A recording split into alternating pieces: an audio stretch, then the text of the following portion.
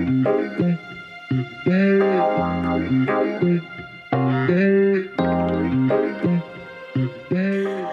everyone! Welcome back to another episode of Taboo, the stories of Caribbean women.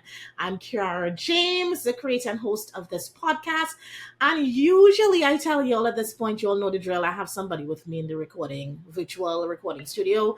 But it's a little bit different today because it's the first time we're doing some video with this episode. So usually I don't like to do video, guys. One, me not really like to be too cute from like the waist up. I like to be comfy. I'm comfy now, but I like to be extra comfy.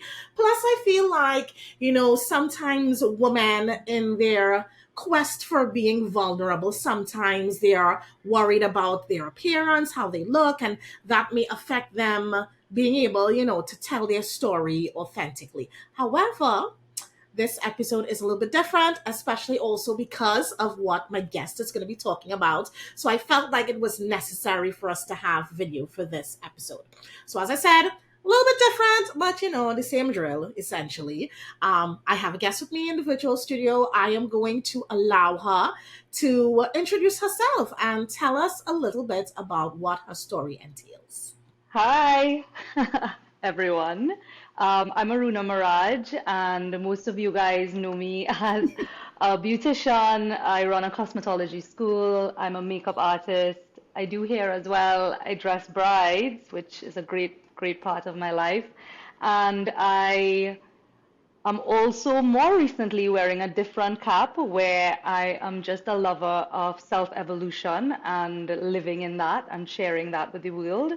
And I'm a daughter, I'm a friend, and I'm a girlfriend. And yeah, I'm just all those titles for now.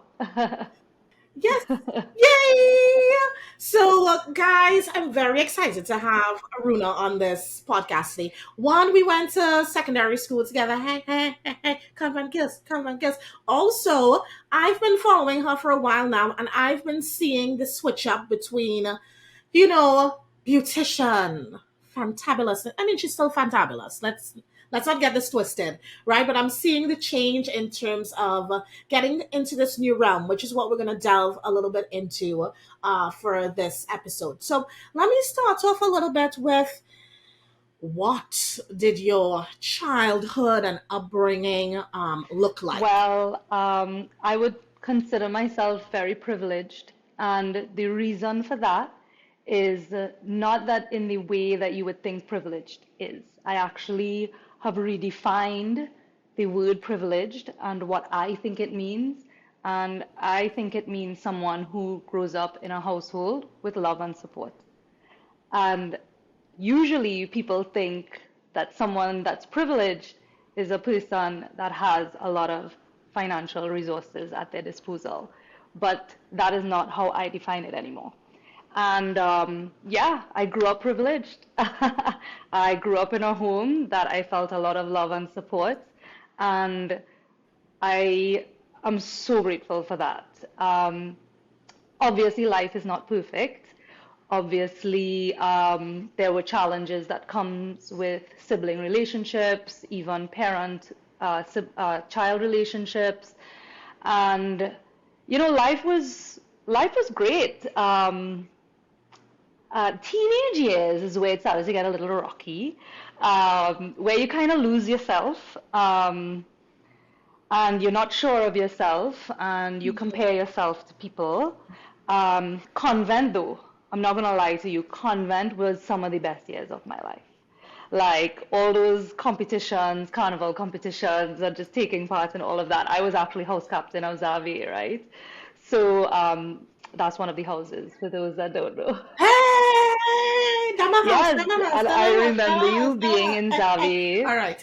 and yeah, like marching, and like we even made up all these soca calypsos. Listen, I had a blast in convent, and oddly enough, my first choice was Naparima Girls, and a lot of people think that I went to Nap schools, but I didn't. I went to convent, and I'm so proud of it, because I feel like it really gave me just a different perspective that I just needed to have a really immersed experience that wasn't too rigid. Like I really enjoyed that part of the teenage years, but there were other parts of it that were difficult. Um, just because, again, we're fighting with trying to figure out who we are or who we want to be, and you tend to get lost in that little area. And then something happened, and then I found a path. I found something that lit me up, and that would have been destiny in a sense because I do have beauty running through my blood because my grandmother was Madame Maharaj, who was the first cosmetologist in the country, maybe even the region, we don't know, first woman in Trinidad to color her hair. And my uncle founded Sasha Cosmetics, like even on my mom's side. So all of that is on my dad's side, Madame Maharaj and stuff. But on my mom's side, they were also in the beauty industry. So it was like, it was crazy. Like there were some of them who were in the beauty industry. So it was just crazy how everything just aligned. And I had this passion for beauty and just, taking the school to the next level. And yeah, that was an amazing part of my life as well. And it's just, well, there's more to share, but I want to like that was my childhood basically. I got to where we are now, so I'm fast forwarding. My question would be though, so yes, we know about, well, I know about the whole heritage and lineage in terms of being within the cosmetology industry. But back in the day when you would have had that passion, like makeup wasn't a big thing back then, like at all. Like not as much as pumping. And I would say it wasn't a big thing. Not as pumping as it is now, right? Definitely not the same way that it is now. It was not a big thing at all, yeah. Did you feel like it would be super challenging to kind of make that path your own also, and then having to follow in the footsteps of your grandmother who was this icon? Did you feel like a ton of pressure to make sure that you didn't screw things Oh, up, absolutely. that you didn't mess things up in a sense? Absolutely. And I did screw things up quite a few times. That were some mistakes that were made. And I mean, some of them were even expensive mistakes. But I am the type of person, I think I get this from my Uncle Karma that runs Sasha. It's like there's an impulsive part of me that once I see something, I just go for it without really thinking it through. Or without really putting in the figures behind it or the planning behind it, or there's always a sense of urgency as well. So I am a very impatient person when it comes to getting things done, achieving things, and that's not cool. Like now I'm learning the importance of patience in being aligned with the flow of the world out there and the universe, the universal guide out there. And it's important to not try to control everything. And running your own business, it makes you kind of control things in a sense because you are the one following up with the timelines. Yeah, You're the one, yeah. so to get to a place where I am realizing that I cannot control everything and I no longer want to is like it's like a huge 180. You know what I mean? Yeah, you're right. When I started makeup, there was no other company in Trinidad that was doing makeup other than Sasha, which also had two brands, Rowan and Arista. There was, I'm not sure if it was Black Opal, and there's one other whose name isn't coming to me right now, but there were a couple, one or two others, but there weren't much. And well, no foreign brands, not even the L'Oreals and the Maybellines, not even the drugstore brands were there around the time when I started. I did not know of anything. I was 13 years old when I went to my first makeup course, which was at a Sasha Image Center on Wrightson Road, and I was from South. So my mom made arrangements for me to get a drop with somebody at like leaving South at like 6 a.m. because the class was started at 9 and it would have traffic and they have to leave early to beat the traffic. And I did the course with someone who's passed away now. Her name is Lucia. And that was my first makeup course. And then at 17, so at 15 now, I am doing it now for people Not good, by the way, because I look back on some of the pictures from like when I just started, and listen, it's so bad the way my eyes have evolved for makeup. Like, your eyes evolve in terms of what you see. So when I look back on those pictures, I'm like, "Eek, those are some serious cringe moments." But I, Mm. but anyway, I didn't realize that makeup would be this big thing today. I was just in it. I was following my mom's, Mm. and I had no idea that makeup was going to evolve so fast. I had no idea that it was going to become such a big deal. So at age 15, I had completed my first basic and advanced makeup course in Trinidad, and I was started working on weekends. So even though I was still in school, I started to go on weekends to the cosmetology school, and I started to, well, my grandmother passed away around when I was around age 13. So it's afterwards that I got into the makeup and stuff like that. And so I would go on the weekends and just help out my mom, who was running at, since my grandmother died. And I started to practice more. And eventually, by age 17, people were asking to teach because we Mm. were also a school. But one thing we never had on the curriculum was makeup. So mommy said, do you feel prepared to teach makeup? And this was a time where I didn't even know about international schools. I didn't know about accreditation. I didn't know, because one, I was young, and two, Hmm. it didn't exist the way makeup education exists now. In Yeah. those days, it wasn't. So if there is a need and a request for someone asking to teach them to do makeup, my mom suggested that I did it.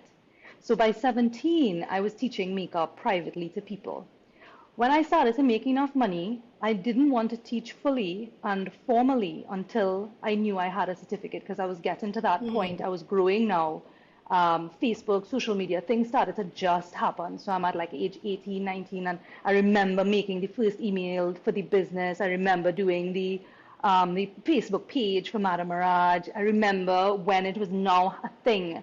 And then I finally saved up and I was able to go to Paris. I chose Paris to do the course because my grandmother went to Paris to study her hairdressing course, hence the name Madame, where she was Mm. inspired to use Madame, which is a French word, right?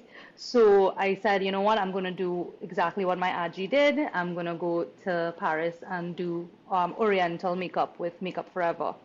So I did that course there, and then I came back and I'm like full blown. Let me teach makeup now, and that was it. Complementing that was the hairdressing academy. Complementing that was brides and going all corners of the country dressing brides, and that was my life for a very long time. My mom was with me foot to foot, and Mm. kind of guiding me along, and it was So beautiful. when did Yeah. you start to feel that shift from, I don't know if this is what I want to do solely for the rest of my life? Well, I've always seen myself at age 60 Mm-hmm. running a cosmetology school, still doing makeup with my little shaky hand for those of my people in my age group who still like how I do makeup. Um, that's what I saw. And then Yeah. your vision changes. Your life just suddenly, your perspective just shifts. Something Was in there a you shifts. catalyst? Was there like And something that happened around that time to like, there is, I wouldn't say that anything mm-hmm. happened per se. Um, there were things that happened that sped up Okay. the process, because um, this is not Yeah. an overnight change. Choosing to change careers is not an overnight change, at least for me. Um, but it's time. And I've, I think I've taken maybe 3 years to be able to say Mm. it's time. 3 years Mm. of back and forth. going, and still in it, I still love it. That's the weird thing. The more distance I create with this part of me is the more that I feel like friends with it again. So I'm actually enjoying my time with my brides more, like seeing them. It's no longer about the makeup. It's no longer about how that, like what that painting on the face, Yeah. that physical Yeah. manifestation of energy. It is what is behind it. It is the energy behind it. What are we exchanging here? And you wouldn't believe, I have amazing conversations with my brides, like, and my kind of conversation about life, about deep stuff, you know? So it's nice. But I know, I know that it's not going to be for long again. I have brides booked for 2024, and maybe by 2025 I would transition. But I have this strange feeling because it's such a automatic part of me now that I'm going to do it till I'm older, till I'm 60, 70 maybe, but not Ah, because I have to, yes. Which is, because I want to. and And that is that will be the important. difference. That is very important. Yeah. I want to backtrack a little bit because you said it took about 3 years to essentially like do the shift or the shift in career. But before those 3 years, if I'm thinking back, right, we would have gone through COVID, pandemic, fun, not fun times. So how I guess I'm saying how did that affect your business at that point in time? Because you were still pumping. We thrown into a pandemic. I mean, makeup is something where you're in somebody's face essentially, and so there's this new thing going. How did business survive? How did personal life survive? What was going on through that timing? Um, that also went into the change in career as well. Yeah. Whew. That period, I feel like that period, and I'm still feeling the ripple effects of it, by the way, is like life came at me and did this, like, like shocked me. And that shock was over Mm. 2.5 years. Like I've been like this for 2.5 years. That's how insane my journey feels intense, because as you level up in consciousness, you feel so much more, and everything is intense, you know. But then you learn the detachment part of it, and so you learn to navigate the intensity with detachment. But that's a whole other story that I'll be getting to in my course. um, but that period not only killed, now I've had several ego Mhm. deaths, like big ones, but like that killed like such a big part of the ego for me, COVID and what it brought. Um, it was it was the most difficult experience that I've ever Mm. had financially, because I did grow up very comfortable. Um, However, I did see my parents work very, very, Mhm. very, very hard. Um, but no matter what, I always had food on the table. I always had a roof over my head. I always had love and support. So, um, yeah, it was it was intense, and that's what I'm saying. It's not like this was going to happen. This change that I'm currently experiencing and transitioning through was going to happen. But what COVID did is that it speeds up. I think the if it wasn't for now, this is all energy, right? So I believe that everything is divinely orchestrated, even the bad stuff, right? So it's like this period had to happen for collectively, Yeah. I'm talking globally, for everybody to experience something, right? So if it hadn't happened, even though there's conspiracy theorists or real truth that it's actually organized. But we'll, again, a whole other story. My thing is, if something is intended by a few evil humans in the world and controlled by that, or whether it's pure coincidence and whatever from a bat in China, right? Whatever, it doesn't matter to me. Who's to blame? What's to blame doesn't matter to me. It's here, right? So it wasn't a catalyst for the change, but it sped up the Okay. change. And this is the longest change that I've ever been through in my life, by the way. It's years happening, years. At the beginning, you said when you were describing yourself, right? You talked about being a daughter and being a girlfriend, right? As you are shifting into this new phase, which we're going to talk about shortly, um, how receptive was your partner and your mom? Because it seems like you and your mom are very close. I mean, you said you talk about you all pumping together. Essentially for makeup stuff. And then you also talk about a partner. So, how receptive were they to this change in the way that you're doing things? My mom is just so wise without even knowing that she's wise.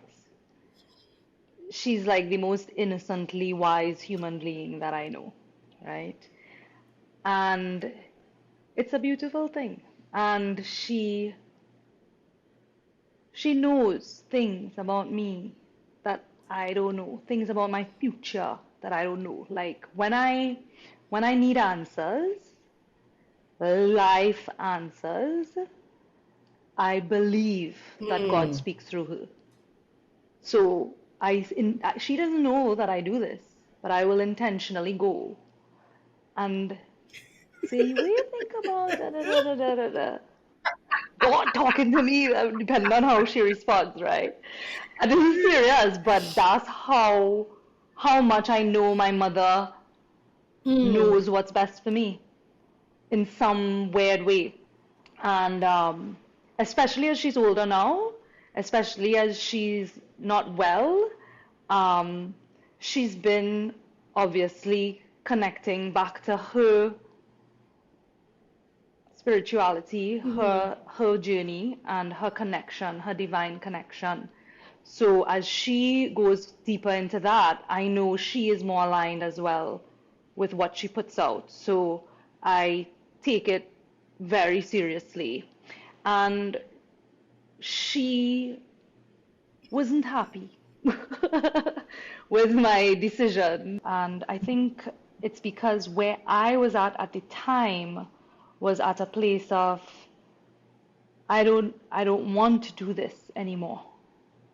And she was like, "Well, we have bills to pay." It's not really logical, right? So I said, "Yes." So then it doesn't have to be either or because she wants me to be happy. The thing is, I enjoy it. But when something is done because you have to and not because you want to, it Hmm. really changes it, eh? Yeah. And so now that I'm getting to a place where I'm seeing both options, I feel like right now, because I'm currently doing it, I'm doing both as and it's nice and it's not bad. I have cut down in terms of downsizing and doing some things to train others to help me out, and I've Hmm. done things to manage my time better, free up my space because I know what it is to be in hustle mode. I know what it is to be the Energizer Bunny working 7 days a week. I know it. I've lived it. And it's rewarding, but for a time, when you start to feel the burnout, when you start to feel the body in pain, when you start to feel things, then you realize, no, it's not worth it. So you kind of take a step back, you shift, you measure, you say, okay, this is what I can handle, this is too much. So now I know to myself, if somebody's booking like 5 or 6 spaces, I say to myself, I'm taking an assistant. Whereas a long Mm. time ago, I would do all of that on my own, you know? Mm. Yeah. And now I can't. I just can't do it anymore. I'm literally too tired. I feel more as I, just settle into my body more and start to feel my body more because the body has a natural intelligence there. Mm. And because we're too busy being stimulated with work, with life, with social events, whatever it is, we tend to not feel because we're too busy. And when you're occupied, you can't feel. You start to feel your tiredness only when you sit, right? Yeah, But we're yeah. not sitting enough to even feel it. So that's again, that's something that we'll talk about later on. As for my partner, he Mm-hmm. met me in a time we actually met during the pandemic. So Oh, okay. yeah, so he met me at a time where I was very not flying high, not being the fiery Aruna that I normally am. He met me at a time where I was just chill Aruna, kind of lost. Always, the thing about it is when I say lost, I want to always make note that I'm equally found. It's a beautiful thing to say to yourself, I'm lost, but I'm also found, meaning that the journey is meant to be a little chaotic sometimes. But once you know that and you're in that and you own that, then you are found. You're not as lost as you think you are. Hmm. So that is actually a dynamic that had to happen, and that's why I believe in divine timing.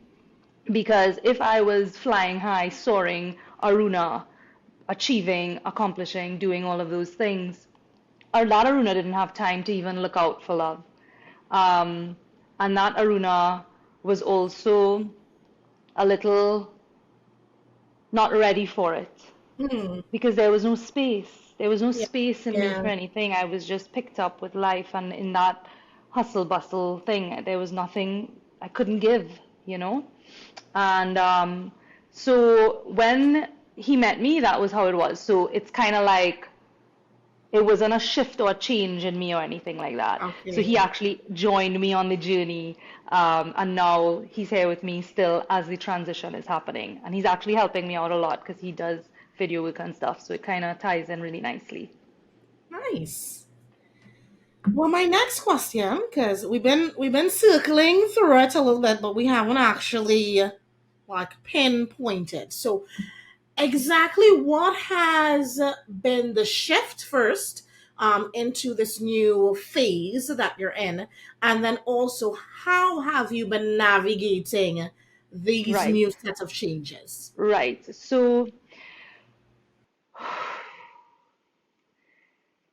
I've always liked self-evolution. I've always liked spirituality. I've always liked this pull towards divinity. I've always had something about me. So that you can then say is a passion. Now, when Mm. one passion, makeup and beauty and stuff, has always been a passion of mine, but we're meant to reinvent ourselves every 8, 9 years or so, right? And I haven't done that in more than that, way more than that, right? So um, I always knew that I liked this and I was passionate about it because a lot of my conversations was never really about the fluff of life. A lot of my conversations always went into deep stuff. So I knew that I liked it, but I didn't know that I would ever get into a career in that realm, right? Mm. I never thought that at all. Just liked it, that's it. That's all I thought it was. But here we are. And and the thing about it is anyone entering a new realm of work or a new realm in general, you feel uncomfortable. You feel, what am I doing here? You Mhm. feel self-doubt. You feel, I don't know if I'm prepared or not, or this or that. That's why you go to schools or coaching or do online courses or whatever to get back that confidence in the realm that you want to get into. So I started following people, I started seeing offerings, I started seeing how some people were working, and I was just in an observational phase because I did not have inspiration at the time. My fire had died. for Mm. beauty, for anything. But one thing I did know is that I enjoyed talking to people. I enjoyed sharing my life experiences. I enjoyed those things. Those lit me up. Um, but I didn't know how to make it into a career. I still don't know 100%. I'm still navigating through uncharted waters that I've never been in before. Yeah. And I am going to make mistakes just like I did with my business. And here we are. So it wasn't easy. It wasn't even a hard and fast decision because I'm also currently simultaneously still running a cosmetology school. So my Mm-hmm. energies are still there. And the way that I live my life is to give my all to wherever I am, no matter what. Well, I try to. Obviously, we are pulled sometimes, and life gets the better of us. But I really try my best to give my all to whatever. So even though I wasn't fully fulfilled or happy per se, um, I still did my best and I'm still doing my best.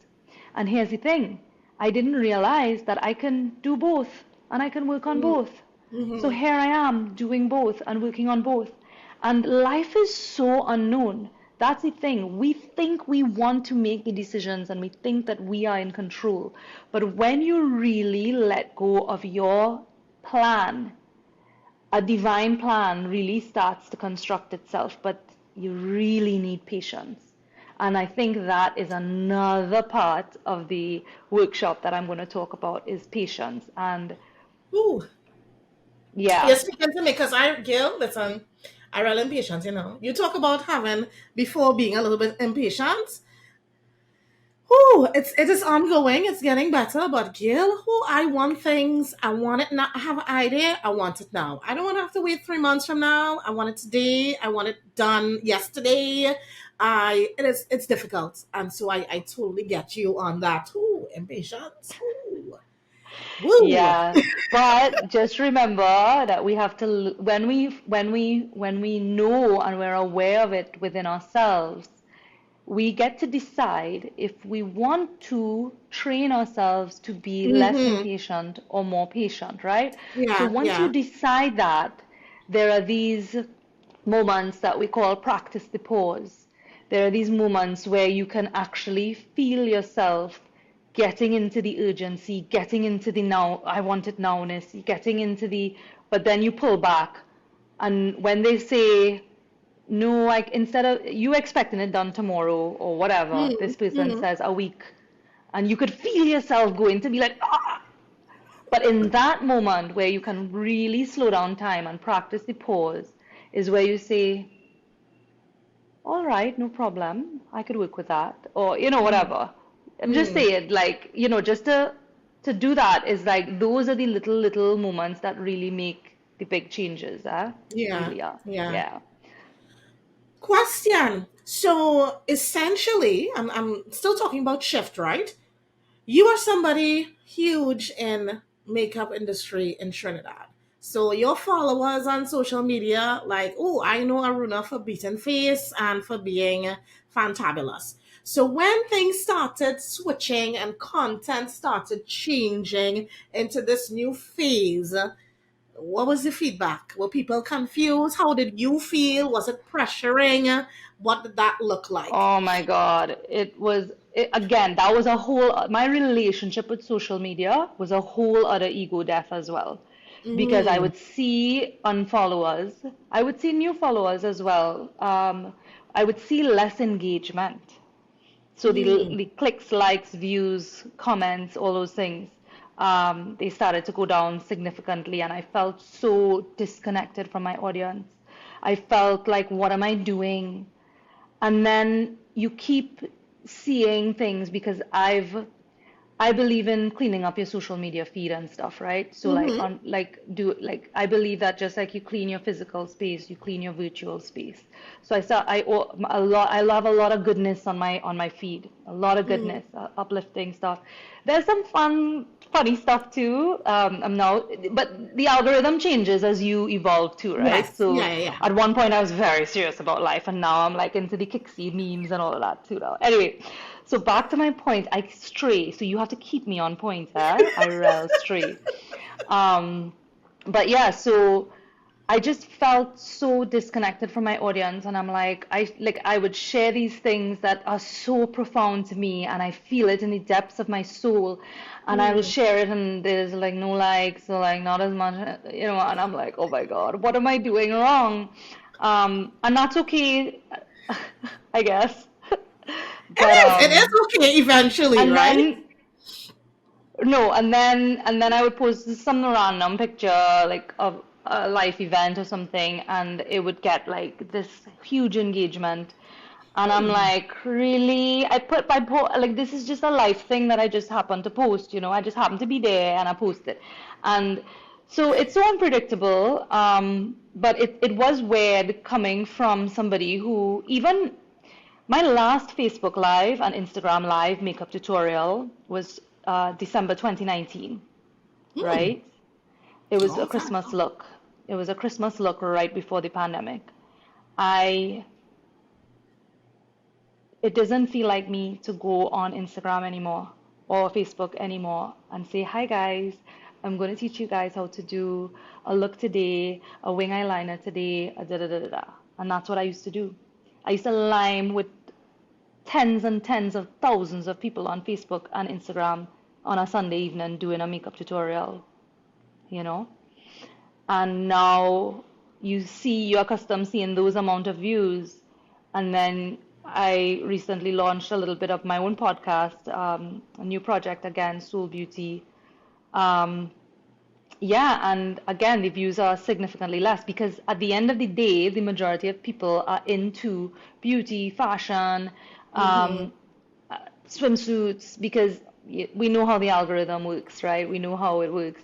So there are things that are just simply more popular than some. And I am Yeah. entering into an arena, into a realm that is not as popular as makeup. And I have to understand that. And Mm. that is where a lot of self analysis came in to reach to a point to say to myself, who has to stay will stay, and who my energy is meant for will fall and will find me, and Yeah. who my energy is not meant for, it's fine to let them go. And there is a shedding that is inevitable in everybody's life, whether it be with personal relationships, whether it be with Instagram followers, which we're talking about very seriously because it is a real part of my life, but it's also not that big a deal, right? Mm-hmm. And yeah, so here we are. But I've come to a point where I am all about quality and not quantity. And that's where it's at. Energy is so potent anyway. I want to share it in a more meaningful way. It's as simple as that. It's as simple as um, doing makeup for somebody is not as meaningful to me anymore. I love connecting with people, but I feel like there's more that I can offer. There's more that I Mm-hmm. could offer. Mm-hmm. Oh, yeah. Question. Mm. I just have to pause because I want to ask a question. I want to ask a question. I'm still taking that in because I feel like that is so relatable. Sometimes I think, maybe it's a me thing. I don't know if it's a me thing or it's an everybody thing. I feel like sometimes when you're little, you think that who you are or who you become as a person is who you're gonna end up as until the end. Not that you are continuously evolving as a human. And today I might be into beauty. That doesn't mean that 20 years from now I'm gonna be into that same thing, and that is okay. It's okay to have a shift in perspective, a shift in the way that things are done or life is done. I just had me on my own little personal moment here. Yeah. Question: Can you tell us? Well, before I get to you telling us about the course, right, that you're doing now, were there any like if so? you spoke about when you were getting into the beauty industry, you would have gone to Paris, you got these certifications, you did these courses. Were there any courses that you would have done as you were like entering this new phase? Was there I mean, I don't know, was there a divinity course or a self love There course were or so many that I came across. There were so many. And there were a few that I reached out to and then it never happened and then certain things I missed the time and it was all part of the divine orchestration of everything. And then I came across this girl.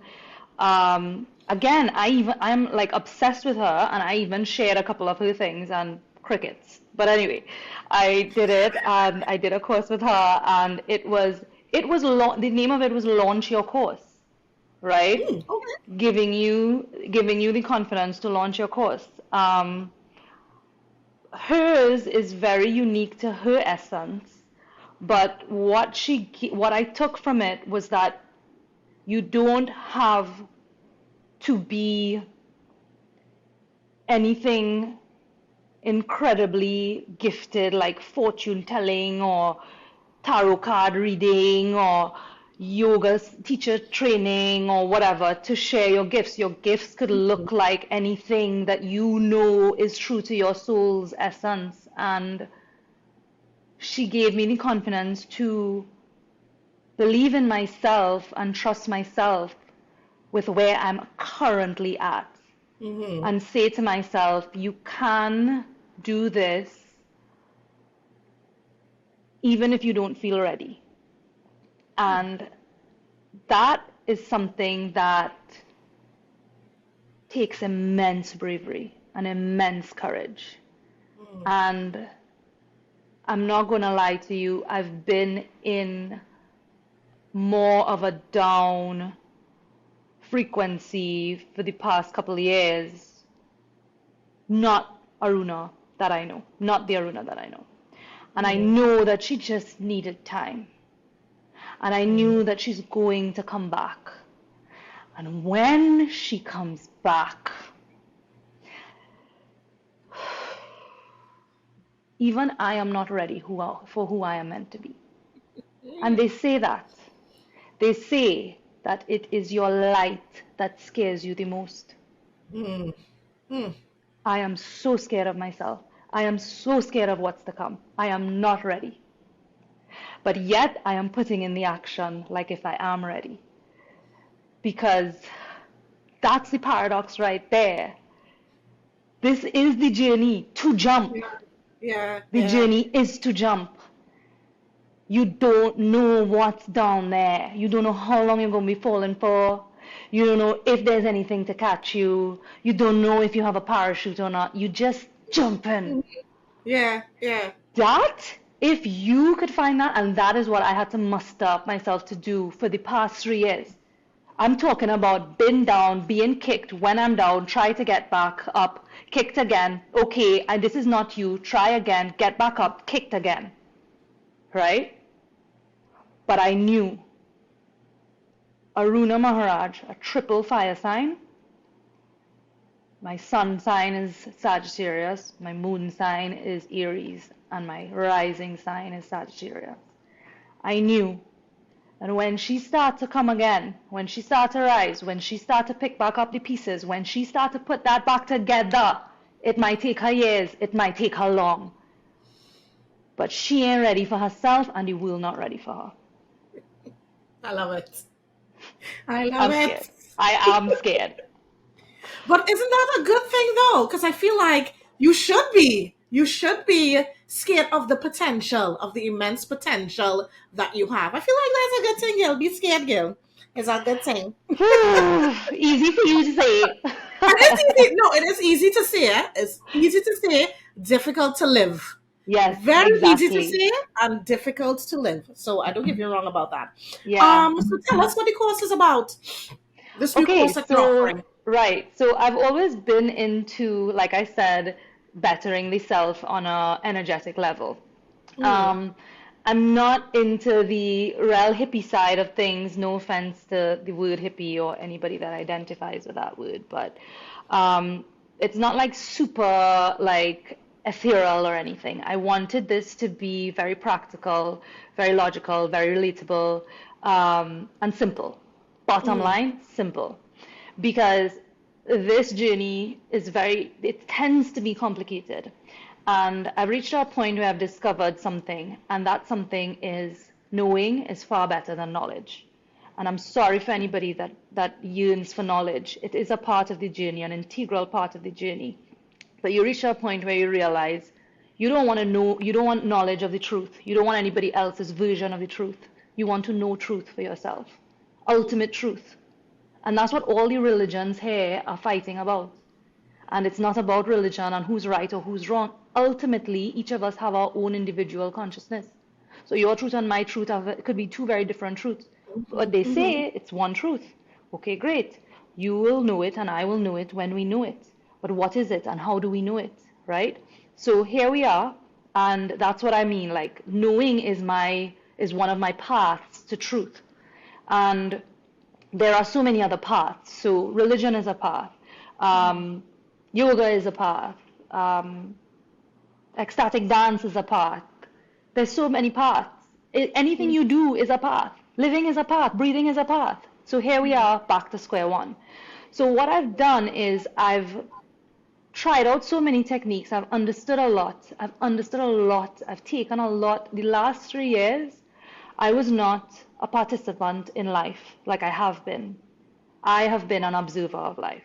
I've been sitting back and I've been watching and I've been learning. I've been taking notes and I've been experiencing and really receiving information from a divine source that I didn't know I had a connection with. And that's when I really allowed myself to stay still and to realize, holy shit, I'm a vessel. I'm a vessel. Something is working through me. That's it. It's as simple as that. So, but I have a mind, I have a journey, I have a role, I have a specific space. So in this space now, there are going to be people that connect with me and there are going to be people that don't. And that's fine. For those that do, I have discovered these techniques that, when I say discovered, I don't mean really discovered, because breathwork and meditation and yoga existed since the dawn of time. But what I mean is I've discovered that they work. Yes. And I'm able to put them into a nice little package that can work for anyone. Meaning that I am not going to tell you, you have to do 10 cycles of this breath, you have to hold, you have to do this posture, you have to do this, nothing like that. We're going to talk about everything, all the different techniques that I've listed, and we're going to do a little bit of experience and exposure to each one of them in very, very simple ways. And that's it. At the end of the program, you get to choose what techniques you like, what resonate, what works with you, and what don't. And within that, there are going to be some serious conversation, like life-changing, like frequency shifting aha moment conversations. Things that I've discovered, truths that I've discovered that are not really easy to accept.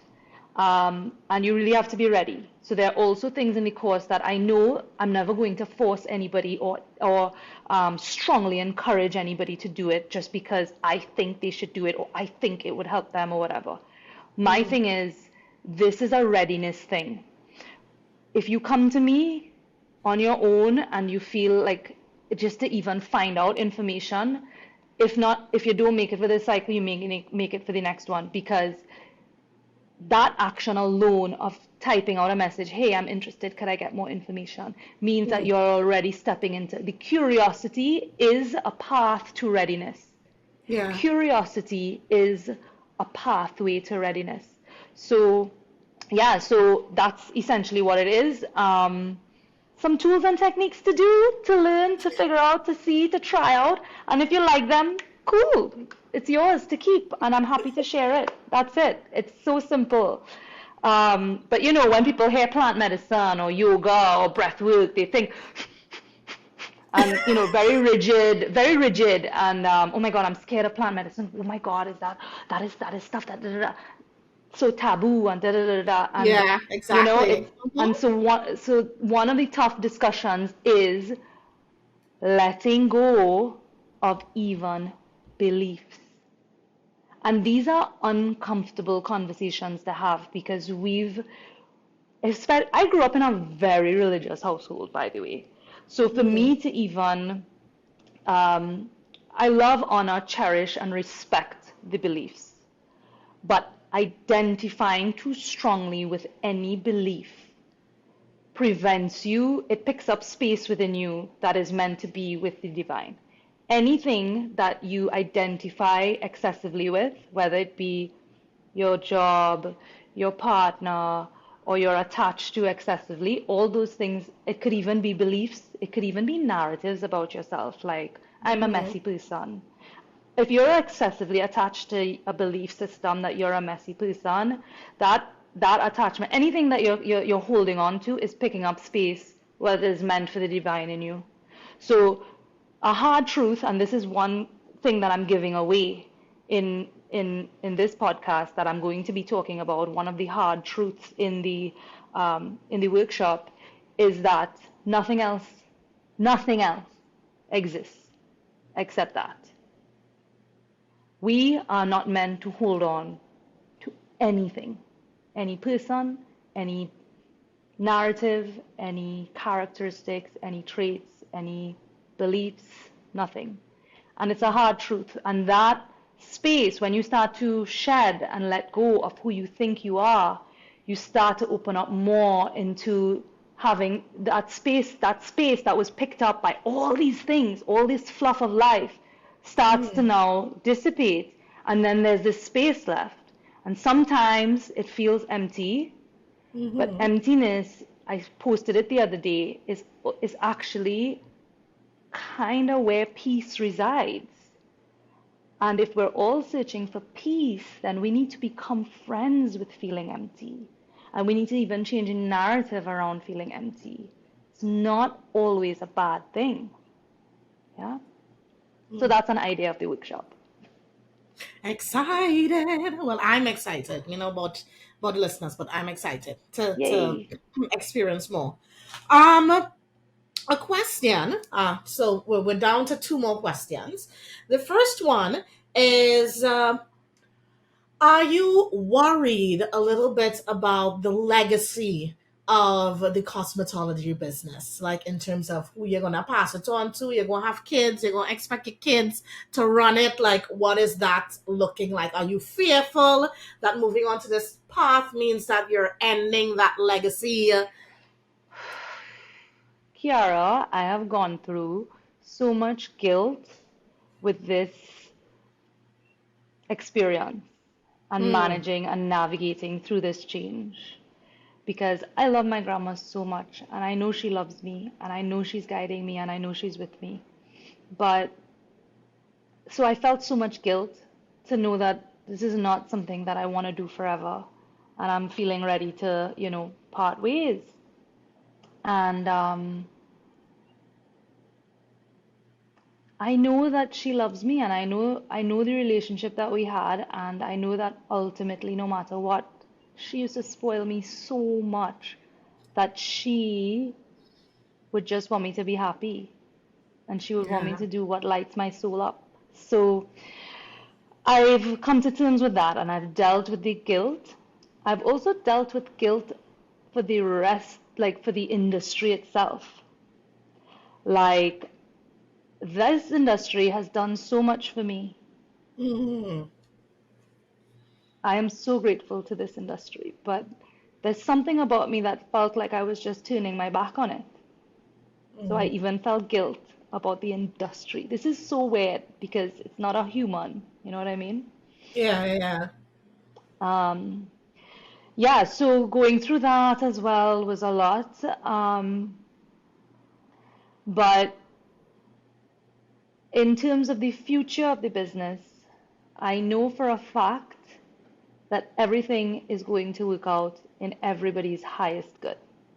I don't know how that's going to look. I don't know whether it would be new franchising opportunities for investors. I don't know if it's going to be a full-on business sale. I don't know if it's going to be as simply as having someone manage the place and manage everything completely. Mm, Um, and the thing is, as long as I'm there, I want the best for that business and I want the best for my clients and my students. That is a fact, and that will never change. So even navigating through that and the way my truth and my energy affected the energy of the business and the school was something that I had to observe as well Mm. and be really mindful of.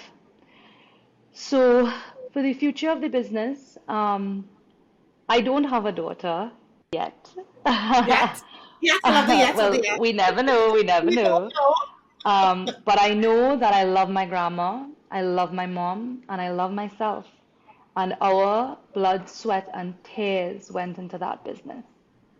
And I know for a fact that something great is waiting for that business as well. And as for makeup, I'm always going to have my hands as long as I have my hands. Um, Makeup will never be a closed door for me. Never. Yeah, I love that. And my last question, which is a question that I ask to all my guests who come on the show, right?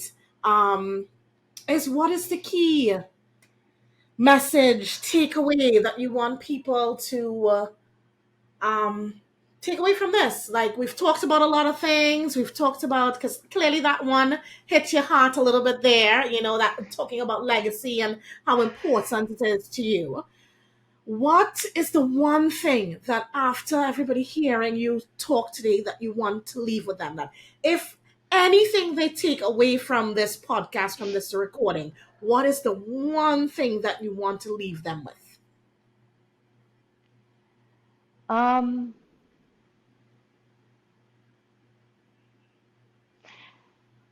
the outside is a reflection of the inside. So that is something that I would leave. I'm not going to expand on. Okay. It's two things, right? So that's the first one, but I'm not going to Uh-huh. expand on it. I'm just going to leave that there for you guys. Uh-huh. And the second one is follow your gut and learn how to silence the noise Hmm. because nobody knows your journey better than you. Yeah. And society has a way of putting expectations onto you. Family and friends have a way of telling you and steering you in a certain direction with good intentions. These people actually do want good for you. It's not like people Yeah. are trying Yeah. to pull you astray. But the real discernment is to say, I hear what you're saying, but I still feel this way, Hmm. and I'm still gonna do this my Yeah. way. Yeah. Um, that's where it's at. Yeah. And I love. I'm I love telling it. you, every human, I feel like every human, as long as you having a human experience, um, has to reach to that point within themselves where they truly just listen to themselves and their gut. Hmm. Yeah. Yeah, Yeah. I love it. That was an excellent way to end off. Aruna, thank you so much. Thank you, thank you, thank you for being a guest on today's podcast. It was amazing having you. And guests who are listening, thank you so much for tuning in to this week's episode of Taboo. I will see you guys next week. Bye.